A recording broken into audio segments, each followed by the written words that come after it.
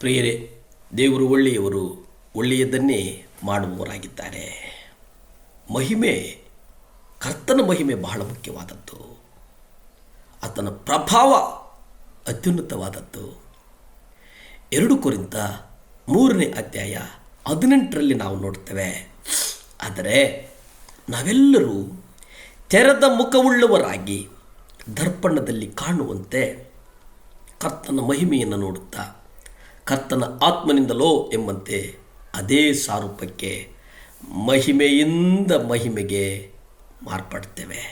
ಪ್ರಿಯರೇ, ಪ್ರಭಾವದಿಂದ ಅಧಿಕ ಪ್ರಭಾವಕ್ಕೆ ಮತ್ತು ಇನ್ನಷ್ಟು ಪ್ರಭಾವಕ್ಕೆ ಹೋಗುವಂಥದ್ದು ಅದು ತೆರೆದ ಮುಖವುಳ್ಳವರಾಗಿ ದರ್ಪಣದಲ್ಲಿ ನಾವು ನೋಡುವುದಾಗಿದ್ದೇವೆ. ಕರ್ತನು ನಮ್ಮನ್ನು ಬದಲಾಯಿಸುವಂತಹ ಒಂದು ಆಶೀರ್ವಾದದ ನಿಧಿಯಾಗಿದ್ದಾನೆ. ಅಪೊಸ್ತಲನ ಪೌಲನ ಅತ್ಯುತ್ತಮವಾದಂಥ ಮನೋಭಾವಗಳನ್ನು ಗಮನಿಸುವುದಾದರೆ, ಪೌಲನು ಸೆರೆಮನೆಯಿಂದ ಫಿಲಿಪ್ಪಿ ಪಟ್ಟಣದ ವಿಶ್ವಾಸಿಗಳಿಗೆ ಬರೆದಂಥ ಸಂಗತಿಗಳಲ್ಲಿ ಸಂತೋಷಿಸುವ ಮನೋಭಾವಕ್ಕೆ ಬಹಳ ಒತ್ತು ನೀಡಿರುವುದನ್ನು ನಮಗೆ ಒಂದು ಸವಾಲಾಗಿ ಕಾಣಿಸ್ತದೆ. ಎಲ್ಲವೂ ಅನುಕೂಲವಾಗಿರುವ ಪರಿಸ್ಥಿತಿಗಳಲ್ಲಿ ನಾವು ಸಂತೋಷದ ಕುರಿತು ಬೋಧನೆ ಮಾಡುವುದು ಸ್ವಾಭಾವಿಕ. ಆದರೆ ನಾವು ಕಷ್ಟಕರ ಪರಿಸ್ಥಿತಿಗಳಲ್ಲಿರುವಾಗ ಸಂತೋಷದ ಕುರಿತು ಬರೆಯುವುದು ಅದು ಕಷ್ಟ, ಸಾಧ್ಯವೇ ಇಲ್ಲ. ಆದರೆ ಫಿಲಿಪ್ಪಿ 1ನೇ ಅಧ್ಯಾಯ 4ರಲ್ಲಿ ನಾವು ನೋಡ್ತೇವೆ, ನಾನು ನಿಮಗೆಲ್ಲರಿಗೋಸ್ಕರ ಯಾವಾಗಲೂ ಮಾಡುವ ನನ್ನ ಪ್ರತಿಯೊಂದು ಪ್ರಾರ್ಥನೆಯಲ್ಲಿ ಸಂತೋಷದಿಂದಲೇ ಬೇಡಿಕೊಳ್ಳುವವನಾಗಿದ್ದೇನೆ. ಕರ್ತನು ನಾವು ಬೇಡಿಕೊಳ್ಳುವಂಥದ್ದು ಸಂತೋಷದಿಂದಲೇ ಬೇಡಿಕೊಳ್ಳಬೇಕು. ಫಿಲಿಪ್ಪಿ ಪತ್ರಿಕೆ ಇಲ್ಲಿ ಭಾಳ ಸ್ಪಷ್ಟವಾಗಿ ಹೇಳ್ತದೆ, ಸಂತೋಷದಿಂದ ಬೇಡಿಕೊಳ್ಳಿ. ಅಲ್ಲೇ ಫಿಲಿಪ್ಪಿ ಪತ್ರಿಕೆ 4:4 ನಾವು ನೋಡ್ತೇವೆ, ಯಾವಾಗಲೂ ಕರ್ತನಲ್ಲಿ ಸಂತೋಷಿಸಿರಿ, ಸಂತೋಷ ಪಡಿರಿ ಎಂದು ನಾನು ತಿರುಗಿ ಹೇಳ್ತೇನೆ. ನೀವು ಕರ್ತನಲ್ಲಿ ಸಂತೋಷ ಪಡಿರಿ, ಕರ್ತನಲ್ಲಿ ಉಲ್ಲಾಸ ಪಡಿರಿ. ಕರ್ತನು ನಮಗೆ ಕಲಿಸಿಕೊಡುವುದು ಜಾಯ್. ಎಲ್ಲ ಪರಿಸ್ಥಿತಿಗಳಲ್ಲಿ ಸಂತೋಷವನ್ನು ಅನುಭವಿಸೋಕ್ಕೆ ಸಾಧ್ಯವಾಗ್ತದಾ ಈ ಲೋಕದಲ್ಲಿ? ಇಲ್ಲ. ಆದರೆ ಕ್ರಿಸ್ತನ ಮನಸ್ಸು, ಕ್ರಿಸ್ತನ ಮನೋಭಾವ ಸಂತೋಷದ ಮೂಲಕ ಬೇಡಿಕೊಳ್ಳುವುದಾಗಿದೆ. ಪೌಲನು ಫಿಲಿಪ್ಪಿ ಪತ್ರಿಕೆ 1ನೇ ಅಧ್ಯಾಯ 6-7ರಲ್ಲಿ ಬಿಡುತ್ತಾನೆ, ಒಳ್ಳೆ ಕೆಲಸವನ್ನು ನಿಮ್ಮಲ್ಲಿ ಪ್ರಾರಂಭಿಸಿದಾತನು ಆತನು ಯೇಸು ಕ್ರಿಸ್ತನ ದಿನದಿನವರೆಗೆ ಸಿದ್ಧಿಗೆ ತರುವನೆಂದು ನನಗೆ ಭರವಸೆ ಉಂಟು. ನಿಮ್ಮೆಲ್ಲರ ವಿಷಯದಲ್ಲಿ ಹೀಗೆ ಯೋಚಿಸುವುದು ನನಗೆ ನ್ಯಾಯವಾಗಿದೆ. ಯಾಕೆಂದರೆ ನಾನು ಬೇಡಿ ಬಿದ್ದಿರುವಾಗಲೂ, ಸುವಾರ್ತೆಯ ವಿಷಯದಲ್ಲಿ ಉತ್ತರ ಹೇಳಿ ಸ್ಥಾಪಿಸುವಾಗಲೂ ನೀವೆಲ್ಲರೂ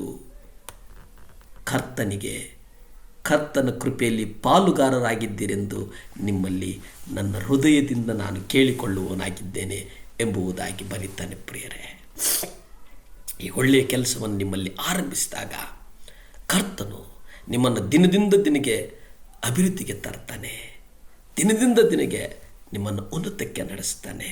ಅದು ಯಾವಾಗ ಅಂತಂದರೆ ನಾವು ಸಂತೋಷವಾಗಿ ಬೇಡಿಕೊಂಡಾಗ. ಫಿಲಿಪ್ಪಿ ಪತ್ರಿಕೆ 2ನೇ ಅಧ್ಯಾಯ 3ರಲ್ಲಿ ನಾವು ನೋಡ್ತೇವೆ, ಅಲ್ಲಿ ಪ್ರೋತ್ಸಾಹ, ಕಲಹದಿಂದಾಗಲಿ ಒಣ ಎಮ್ಮೆಯಿಂದಾಗಲಿ ಯಾವುದನ್ನೂ ಮಾಡದೆ, ನೀವು ಕಲಹದಿಂದ ಮಾಡುವುದು ಬೇಡ, ಒಣ ಹೆಮ್ಮೆಯಿಂದ ಮಾಡುವುದು ಬೇಡ. ಆದರೆ ನೀವು ಏನರಲ್ಲಿ ಮಾಡಿ ಅಂದರೆ ದೀನ ಮನಸ್ಸಿನಿಂದ ಬೇರೆಯವರನ್ನು ತನಗಿಂತಲೂ ಶ್ರೇಷ್ಠರೆಂದು ಎಣಿಸಲಿ. ಪ್ರಿಯರೇ, ಯೇಸುವಿನಲ್ಲಿ ಇದ್ದಂಥ ಮನಸ್ಸು, ಮನೋಭಾವ ನಿಮ್ಮಲ್ಲಿಯೂ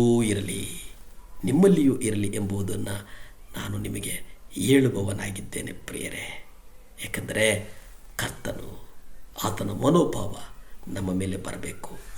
ಮನುಷ್ಯನ ನೀತಿವಂತಿಕೆಯು ಸೇರಿದಂತೆ ಲೋಕದ ಪ್ರತಿಯೊಂದು ಸಂಗತಿಯು ಕ್ರಿಸ್ತನಿಗೆ ಹೋಲಿಸಿದಾಗ ಕೇವಲ ಕಸ ಮತ್ತು ಹೊಲಸಿನಂತಿದೆ ಎಂಬುದನ್ನು ಪೌಲನು ಹೇಳ್ತಾನೆ.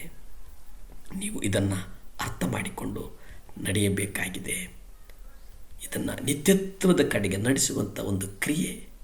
ಪೌಲನು ಯಾವ ಸಂಬಂಧವಾಗಿಯೂ ಚಿಂತೆ ಮಾಡಬೇಡಿರಿ ಎಂಬುದಾಗಿ ಹೇಳ್ತಾನೆ. ಇದನ್ನು ಹೇಳಬೇಕಂದ್ರೆ ಒಂದು ಧೈರ್ಯ ಬೇಕು.